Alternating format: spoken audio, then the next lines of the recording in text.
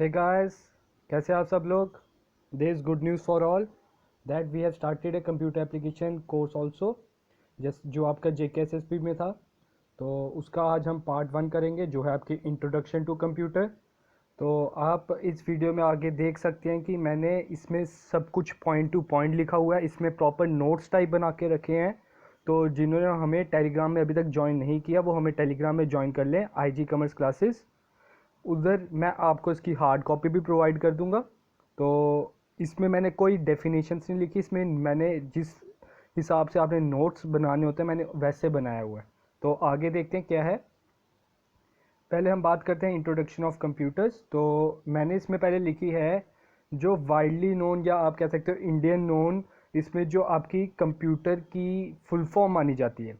Computer की full form जो आपको in about first second class में ही करा दिया जाता है। आजकल के टाइम में तो मेरे हिसाब से प्राइमरी क्लासेस में करा दिया जाता है। तो कंप्यूटर की डेफिनेशन क्या, फुल फॉर्म क्या बोलती है? Commonly operating machine particularly used for technological and educational research। Technological की जगह कहीं टेक्निकल भी होता है, पर्टिकुलर की जगह कहीं पोटेंशियल भी होता है, ठीक है। तो इसमें अभी तक किसी की एक्यूरेट इसकी फुल फॉर्म नहीं है। अब ये चीज़ याद रखो, इट इज़ ओनली ए माइथ, ये सिर्फ एक मिथ है, ठीक है। ये सिर्फ एक मिथ है। कंप्यूटर खुद में एक फुल फॉर्म है। कंप्यूटर की असली में कोई फुल फॉर्म नहीं है, ये हम लोगों ने खुद बनाई है। लेकिन फिर भी अगर आपको एग्जाम में पूछ सकते हैं तो ये लिख सकते हो। अब बड़े से बच्चे कहेंगे सर ये तो बच्चों वाला क्वेश्चन है, लेकिन I granted that most of you didn't know the exact full form. वो मैं जानता हूँ कि फर्स्ट सेकंड में गिराता है, फिर भी मैंने सोचा आपको एक बार रिवाइज करा दूँ, ठीक है। तो मैंने ये भी बता दिया ये असली में मिथ है। ये कोई किसी साइंटिस्ट ने नहीं दी, किसी इन्वेंटर ने इसकी इन्वेंट नहीं की। कंप्यूटर अपने में खुद एक डेफिनेशन है, अब खुद एक वो फुल फॉर्म है। तो हम आगे बढ़ते हैं हम कंप्यूटर के लिए। आगे मैंने लिखा है कंप्यूटर वर्ड किससे डराइव हुआ है, ठीक है। ये बड़ी बार आपसे IBPS के पेपर में भी 2-3 बार आ चुका हुआ। Computer word is drive from the computer which means to compute, जिसका मीनिंग है कंप्यूट करना, मतलब कैलकुलेशन करना। उसका असली मीनिंग क्या है? कैलकुलेशन करना। So in other words we can say that computer is an electronic device which is use for fast calculation, ठीक है। कंप्यूटर वो इलेक्ट्रॉनिक डिवाइस है जो फास्ट कैलकुलेशन में मदद करता है। ये असली में हो गई आपकी ट्रेडिशनल डेफिनेशन, आप कह सकते हो इसे, ठीक है। ये पुराने ज़माने में माना जाता था जब आपका सिर्फ कंप्यूटर का काम कैलकुलेशन बेस्ड ही था। लेकिन आजकल कंप्यूटर कितना हाई लेवल का हो गया, हम आगे इसकी अभी जनरेशन्स भी करेंगे। तो अब मैंने इसकी लिख दी है आजकल इसकी जो मॉडर्न डेफिनेशन मानी जाती है वो क्या है? A computer is a general purpose electronic device. मतलब जनरल पर्पस हो गया डे टू डे वर्क में, छोटे से छोटे काम के लिए जनरल पर्पस हो गया, ठीक है। It is to perform arithmetic and logical operation automatically. Logical operation में ये मदद करता है। A computer consist of central processing unit and some form of memory, और वो स्टोर करने के भी मदद आता है। सबसे बड़ी चीज़ हमारी क्या है कि हम भूल जाते हैं, लेकिन कंप्यूटर ऐसा एक डिवाइस बन गया, ऐसी उसकी डिस्कवरी हुई, ऐसी उसकी इन्वेंशन हुई कि उधर उसकी इतनी शार्प मेमोरी रखी, वो बहुत की चीज़ें याद रखता है। अब जो आप टीवी चला रहे हो वो भी आपका असली में कंप्यूटर ही गिना जाता है, क्योंकि आप इधर से उसको इनपुट दे रहे हो। असली में कंप्यूटर वर्क कैसे करता है? कंप्यूटर वर्क करता है, आप इधर से पहले इनपुट देते हो, वो क्या करता है फिर प्रोसेस करता है, वो से प्रोसेस करता है और आपको उसके बाद क्या दे देता है? आउटपुट देता है। ये उसकी वर्किंग है। इनपुट का मतलब आप उसे पहले उसे इंस्ट्रक्शंस दे रहे हो, आपने उसको इंस्ट्रक्शन दी, भाई तूने ऐसा काम करना है, तू ऐसा मुझे ऐसा रिजल्ट, आपने जैसे कोई मल्टीप्लिकेशन नहीं करना है, 10 × 20 करना है, तो आप इसके पहले इंस्ट्रक्शन दोगे, क्योंकि it is a artificial man कह सकते हो जो कंप्यूटर है ना। अब आपको एग्जांपल देता हूँ रोबोट फिल्म की, मैक्सिमम आप सबने देखी होगी रजनीकांत की। उसमें भी क्या था? वो रोबोट था, वो भी एक मशीन थी। जितनी देर उसको प्रॉपर इंस्ट्रक्शन नहीं दी जाए तो तब तक वो आपको आपका रिज़ल्ट नहीं देता था, हमें उसे प्रॉपर इंस्ट्रक्शन देनी पड़ती थी। फिर उसने बाद में रोबोट फिल्म में उसने उसके अंदर फीलिंग्स भी डाली थी, ठीक है। तो वो प्रॉपर प्रोसेस करता है, उसके बाद जब वो प्रोसेस कर लेता है उसके बाद आपको रिजल्ट देता है। जो वो रिजल्ट होता है उसे आप बोलते हैं आउटपुट।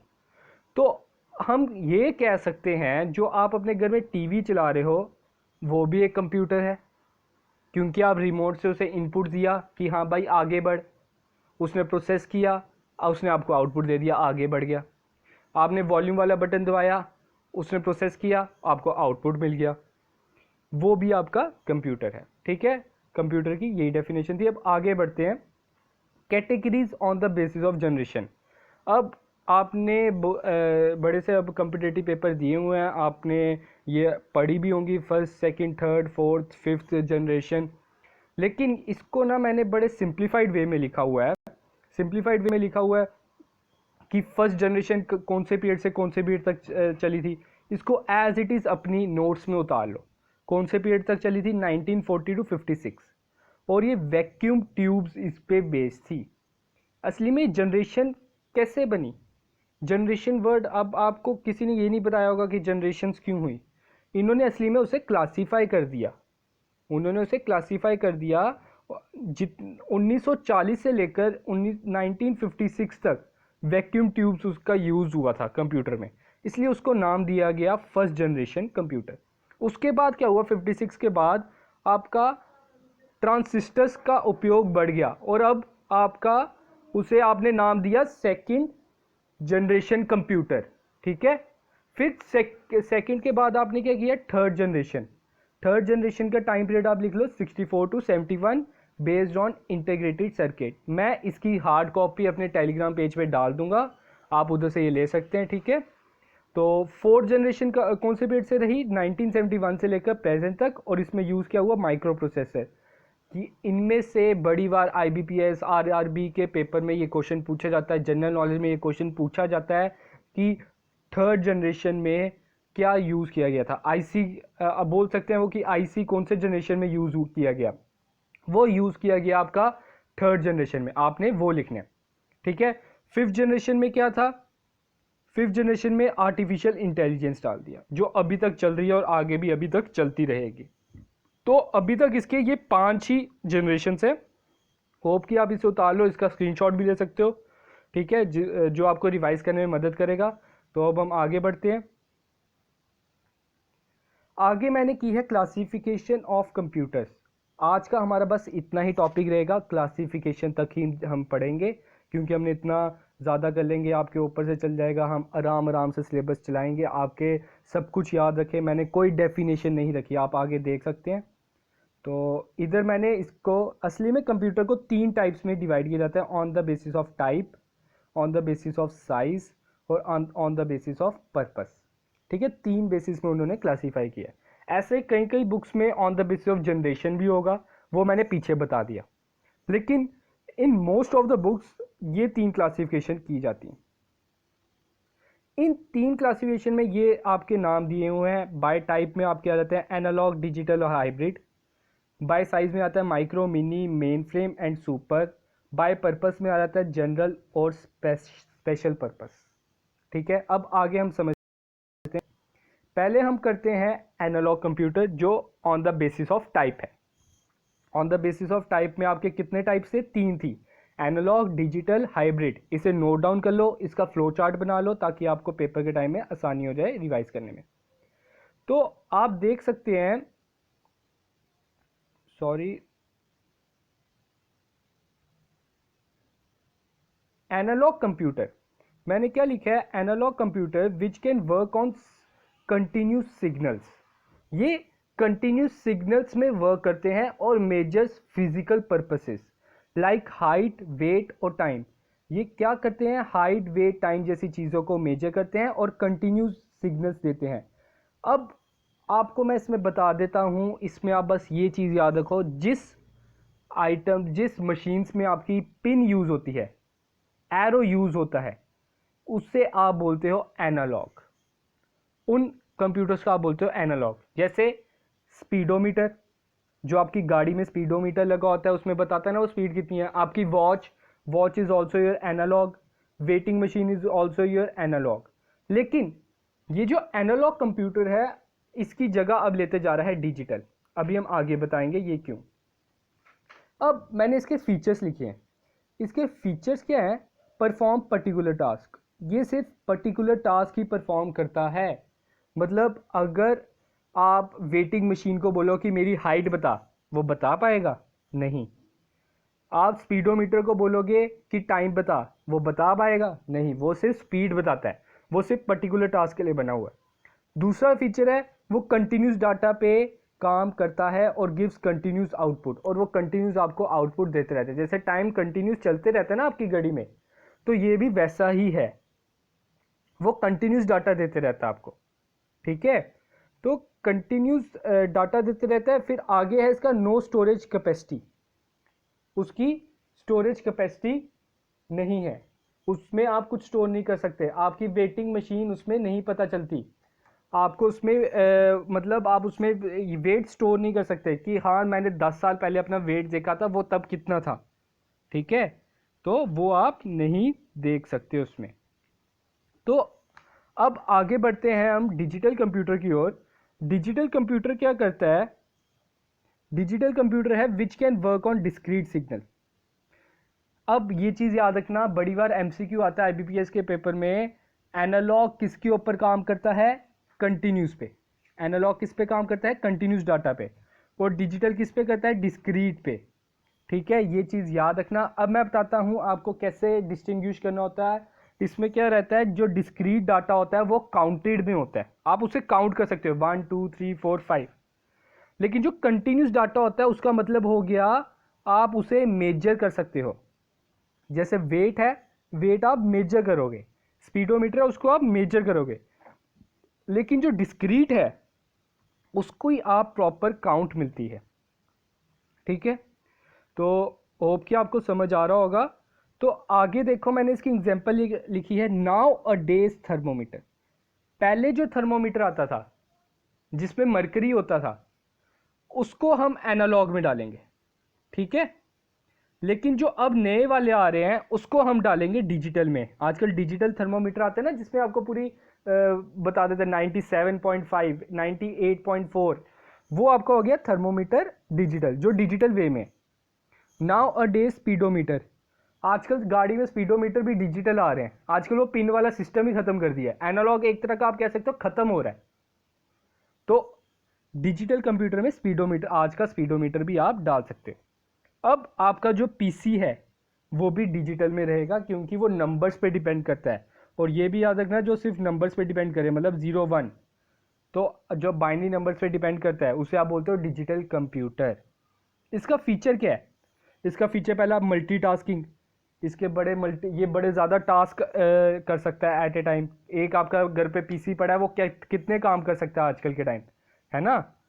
फिर वर्क्स ऑन डिस्क्रीट सीरीज और डिसकंटिन्यूस डाटा, जो मैं ऊपर बोल चुका हूँ।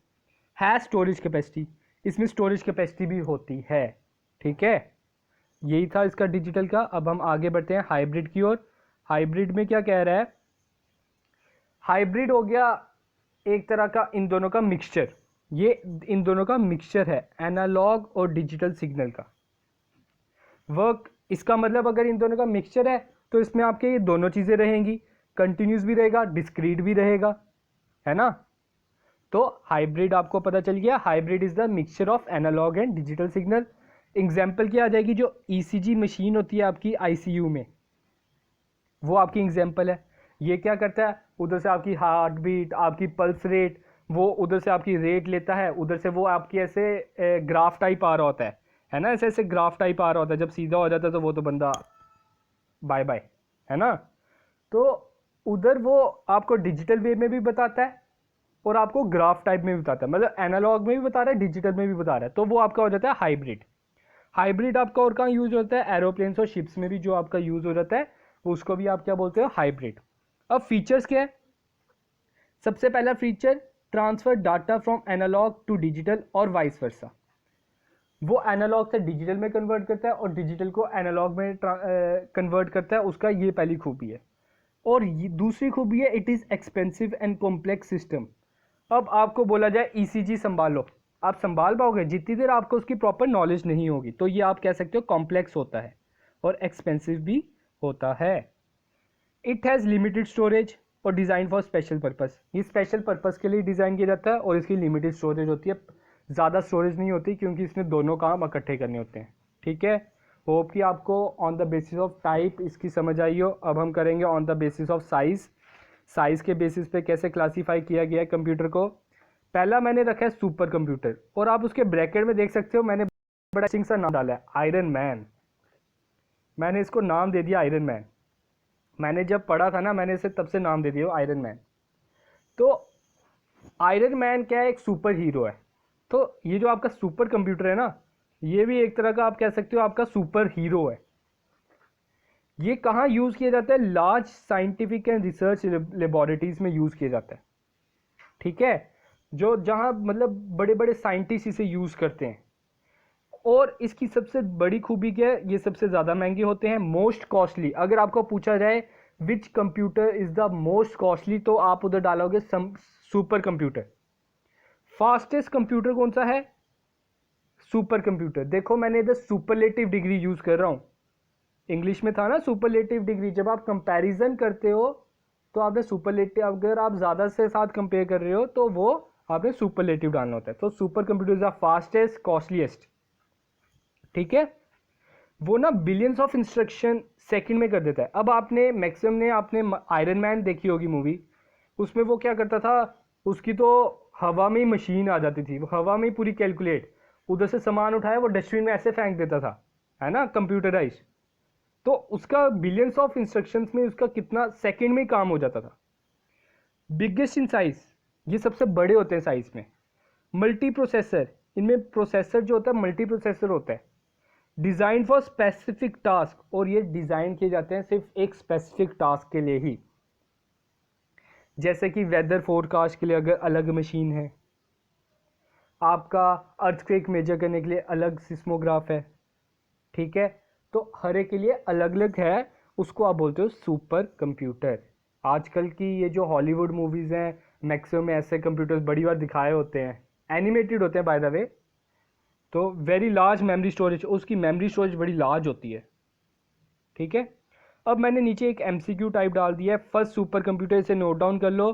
फर्स्ट सब सुपर कंप्यूटर था CRAY, Cray, which was invented by Cray research organization. उन्होंने अपना नाम ही दे दिया था इसे। और फर्स्ट इंडियन सुपर कंप्यूटर ये IBPS में आया था 2013 में।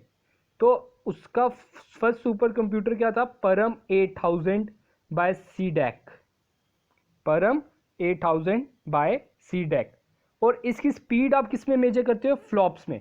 इसे आप लिख लो, इसकी स्पीड आप मेजर करते हो FLOPS। ठीक है, ये पूछ सकते हैं। अब हम आगे बढ़ते हैं। आगे आगे आपका आ जाता है main frame computer. Main frame computer आपका सुपर कंप्यूटर के बाद दूसरा सबसे बड़ा कंप्यूटर गिना जाता है। ठीक है, they are also use in large company and factories and organization. और इसका नाम आप लिख सकते हो सर्वर और वर्क स्टेशन। ये जहां अब जैसे आपका फेसबुक का सर्वर है, जहाँ पे वो पूरा कंट्रोल कर रहा है, पूरे ऑल ओवर वर्ल्ड का फेसबुक ऑर्गेनाइजेशन वो जो कंट्रोल कर रही है, सभी के मैसेजेस देख रही है, सभी के मैसेजेस स्टोर कर रही है ना। तो उसके लिए आप कौन सा यूज़ करते हो? Main frame computer. उसमें आपका अपना PC यूज़ नहीं होता। व्हाट्सएप जो अपना संभाल रही है वो मेन फ्रेम कंप्यूटर है। बस ये IBPS में ये क्वेश्चन भी पूछा गया था, सर्वर वर्क स्टेशन कौन से कंप्यूटर को माना जाता है, कौन सा कंप्यूटर यूज़ करते हैं? वो करते हैं मेन फ्रेम कंप्यूटर। अब मैंने बोला बिग बट नॉट है सुपर कंप्यूटर। सुपर कंप्यूटर से छोटे होते हैं लेकिन बड़े होते हैं, फास्ट होते हैं लेकिन सुपर कंप्यूटर से कम, कॉस्टली होते हैं लेकिन सुपर कंप्यूटर से कम, मल्टी यूजर्स होते हैं उसमें। ठीक है, अब वो थोड़ी है कि फेसबुक में सिंपल एक अकेला बंदा ही संभाल रहा होगा, उधर हजारों लोग मल्टी यूजर्स होंगे उधर, मतलब इसमें यूजर्स बड़े ज़्यादा होते हैं। वेरी लार्ज मेमोरी स्टोरेज, और इसमें भी मेमोरी स्टोरेज बड़ी लार्ज होती है। बस ये चीज़ याद रखो, पहले आपका आता है सुपर, फिर उसके बाद आ जाता है आपका मेन फ्रेम। और मैंने इधर नीचे लिख दिया है फर्स्ट मेन फ्रेम कंप्यूटर था UNIVAC by IBM। UNIVAC first mainframe computer था इन द वर्ल्ड, जो डिस्कवर किया था IBM कंपनी ने। और इसकी मैंने एग्जांपल दे दिया IBM 17 और HP 9000। इसे नोट डाउन कर लो, ये पेपर में पूछा जाता है ये कौन सा कंप्यूटर है। तो ये आपका कंप्यूटर है मेन फ्रेम। ठीक है, आगे बढ़ते हैं। आगे मैं बात कर रहा हूँ माइक्रो कंप्यूटर की। माइक्रो कंप्यूटर के आगे मैंने लिखा है क्लाइंट कंप्यूटर। ठीक है, आगे क्या लिखा है? Client computer. क्लाइंट कंप्यूटर मतलब जो आप यूज़ कर रहे हो, जो आप अपने घर पे यूज़ कर रहे हो ना, उसे आप बोलोगे माइक्रो कंप्यूटर। मैंने एग्जांपल लिख दिया home, PC, desktop, laptop, tablet. Home की से इतने समझाने की ज़रूरत नहीं है, इसमें बस आप ये याद रखो जो आप खुद यूज़ कर रहे हो अपने, तो आप एज ए क्लाइंट हो। ठीक है, तो आप वो क्या यूज़ कर रहे हो? माइक्रो कंप्यूटर यूज़ कर रहे हो। तो first micro computer of world क्या था? एल्टायर 8800। ये भी किसने बनाया? IBM ने बनाया। किसने बनाया? IBM ने बनाया। और इसे आप मेजर किस में करते हो? हर्ट्स में, मतलब फ्रीक्वेंसी।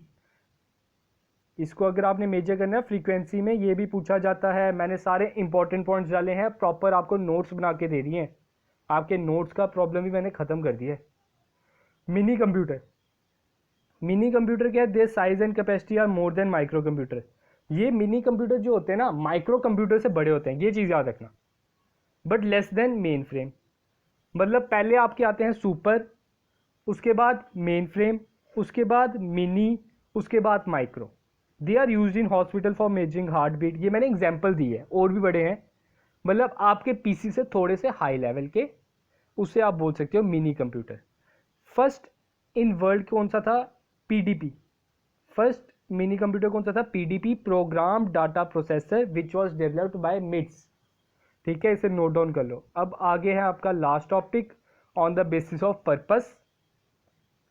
मैंने इधर डाल दिया on the basis of purpose में, कि पर्पस के बेसिस पे थे दो। जैसे नाम ही बता रहा है, जनरल पर्पस और स्पेसिफिक पर्पस। ये आपका जनरल पर्पस के लिए यूज़ होता है, मतलब डे टू डे पर्पस के लिए। जैसे कि आपने कैलकुलेशन करनी है, आपने अकाउंटिंग करनी है, अकाउंटिंग के लिए है ना तो ये टैली, बिजी, जो आपने अपने डे टू डे पर्पस के लिए यूज़ करना है, उसे आप बोलते हो जनरल पर्पस कंप्यूटर। दूसरा आता है स्पेसिफिक पर्पस कंप्यूटर, जो आपने किसी स्पेसिफिक पर्पस के लिए यूज़ करना है, उसे आप बोलते हो स्पेसिफिक पर्पस कंप्यूटर। ये कहाँ यूज़ होता है? एयरक्राफ्ट लैंडिंग में यूज़ होता है, ट्रैफिक लाइट में ये यूज़ होता है, वेदर फोरकास्टिंग में ये यूज़ होता है। मतलब जो आपने किसी स्पेसिफिक चीज़ के लिए बनाया है, उसे आप स्पेसिफिक में डाल दो और जनरल में डाल दो। ज़्यादा इंपॉर्टेंट यही थे, mini, micro, main frame and super computer. Hope कि आपको ये समझ आया हो। बड़े इजी कंसेप्ट थे, मैंने बड़े इजी में आपको नोट्स भी बना के दे दिए, इसमें मैंने कोई डेफिनेशन नहीं डाली। तो जिन्होंने अभी तक हमें सब्सक्राइब नहीं किया तो वो कर लें। और अगर अभी कोई आपको प्रॉब्लम है इस यूनिट, इसमें अभी इंट्रोडक्शन जो मैंने दी है थोड़ी सी, तो वो हमें कमेंट सेक्शन में लिख दें, हम उसे सॉर्ट आउट करने की कोशिश करेंगे। तो soon we will upload the second part of computer, जो हमारी इंट्रोडक्शन ऑफ कंप्यूटर ही रहेगा, लेकिन वो पार्ट 2 रहेगा। ठीक है, thank you, have a good day.